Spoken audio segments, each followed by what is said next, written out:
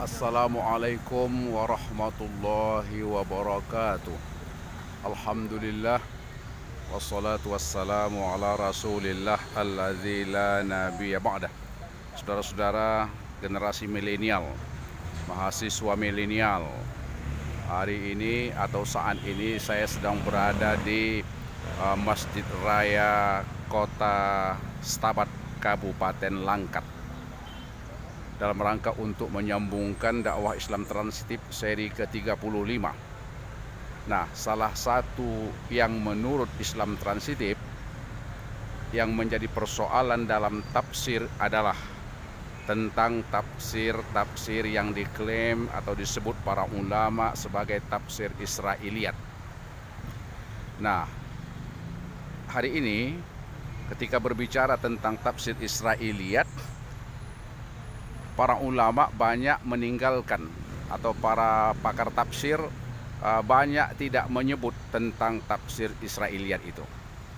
Hal ini disebabkan salah satu barangkali karena tafsir-tafsir Israiliyat itu tafsir tentang cerita umat-umat ataupun tentang bangsa-bangsa sebelum datangnya Nabi Muhammad SAW.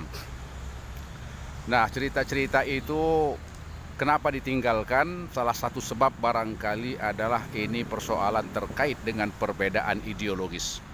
Kadang-kadang perbedaan ideologis itu dapat menghapus segala sesuatu, termasuk trust, kepercayaan kepada informasi-informasi terdahulu. Padahal bukankah mereka juga adalah kaum-kaum yang dibimbing oleh para nabi dan rasul? Inilah salah satu kelemahan daripada pakar tafsir ataupun para mufassirun yang selalu mengabaikan tafsir-tafsir Israiliyat. Padahal sesungguhnya saudara-saudara, dalam pandangan Islam transitif, tafsir Israiliyat itu jangan hanya kita lihat dari perspektif atau alasan ideologis ataupun alasan perbedaan keyakinan. Tetapi sesungguhnya Islam transitif, saya melihat bahwa di tafsir Israiliyat itu sangat banyak hal-hal yang berkaitan dengan persoalan kehidupan. Dimulai dari persoalan konstruksi sosial bermasyarakat, sampai kepada persoalan-persoalan yang terkait dengan teknologi. Hal inilah yang ditinggalkan oleh para ulama, para mufassir, yang akhirnya tafsir-tafsir yang ada hampir tidak pernah membahas, hampir tidak pernah mengkaji lebih dalam hal-hal yang berkaitan dengan teknologi.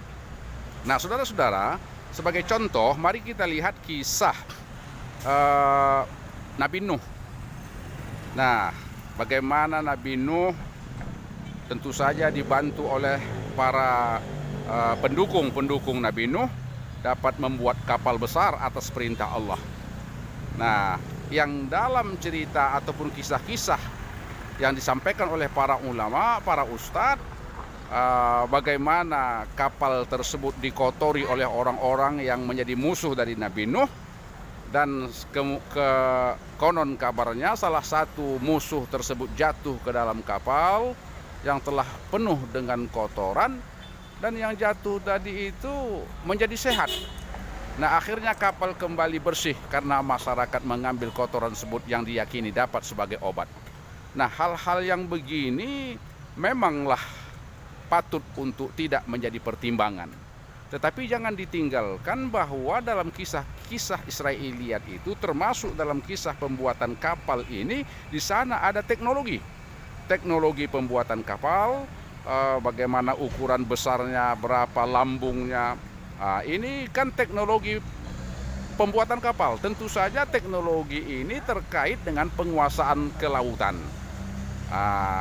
Kisah bagaimana tsunami yang begitu hebat sehingga kapal itu mampu bertahan dari katakanlah terpaan tsunami. Tentu kapal ini mempunyai ukuran dan standar teknologi yang sangat canggih pada waktu itu. Nah, akhirnya umat Islam tertinggal dalam teknologi perkapalan, tertinggal dalam teknologi kelautan. Ini salah satu kisah-kisah Israiliyat dalam tafsir itu yang dalam Islam transitif perlu untuk diambil sebuah pembelajaran. Mungkin tidak dari kisah-kisahnya yang bersifat katakanlah tadi mungkin dogmatik, mungkin sedikit agak berkait dengan ilusi dan lain sebagainya, tetapi ada sisi-sisi teknologi yang patut untuk kita pelajari. Nah, contoh lain bagaimana kaum Nabi Lut yang disebut juga dengan Sodom and Gomora yang ditenggelamkan, dibalikkan oleh tanah.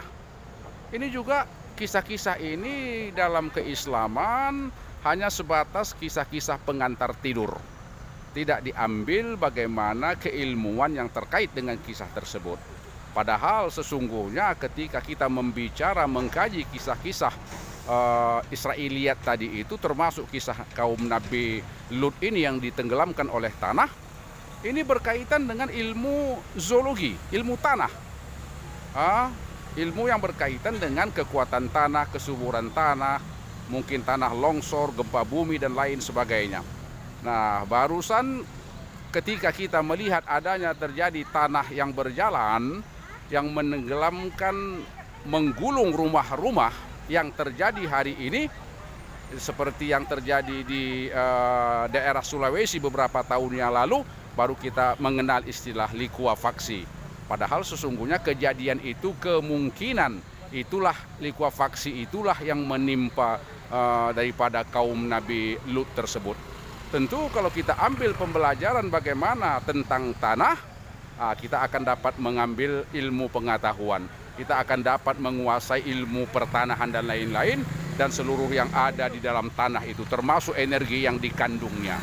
Tapi sayangnya tafsir-tafsir terdahulu menafikan inspirasi ataupun nilai-nilai saintifik daripada kisah-kisah yang telah disampaikan oleh Al-Quranul Karim. Kita terperangkap ketika membaca tafsir Israiliyat, kita terperangkap dalam ide-ide ataupun semangat yang berbau ideologis. Padahal ide-ide saintifik dan sosiologis kiranya patut untuk kita perhatikan lebih jauh. Demikian, semoga bermanfaat. Wassalamualaikum warahmatullahi wabarakatuh. Salam transitif.